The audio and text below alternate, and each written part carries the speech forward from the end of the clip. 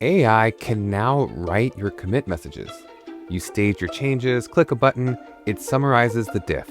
Clean, structured, and even grammatically perfect. But here's the question.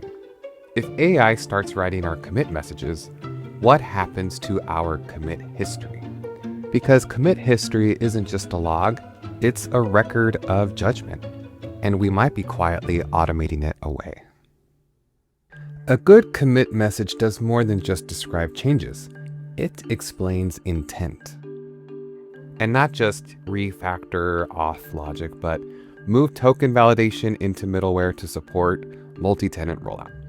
That message tells future you why this happened, what constraint existed, and what larger effort this was a part of. So when something breaks down 6 months later, you don't just read the code, you read the reasoning. AI-generated commit messages are very good at summarizing changes. They look at the diff and say, fix limit max turns for meta-analysis agent runner or feature add PMM research swarm pipeline visualizer. They're accurate, they're consistent, and they're fast. But they optimize for description, not decision-making. They know what changed, but they don't know why it changed. And why is often the most valuable part of any given commit message. If you or your team rely heavily on AI-generated commit messages, a few things can happen. So first, history becomes more uniform. That sounds good, but uniform can also mean generic. Second, context shifts from commits over to pull requests. So if reasoning only lives in PR discussions or Slack threads, the commit graph becomes thinner. Third, speed increases, but reflection might decrease. Writing a commit message used to force a pause, and that pause used to surface trade-offs. When you remove friction, you sometimes remove thought. Not always, but there is a pretty good chance. Now, this isn't about disallowing AI.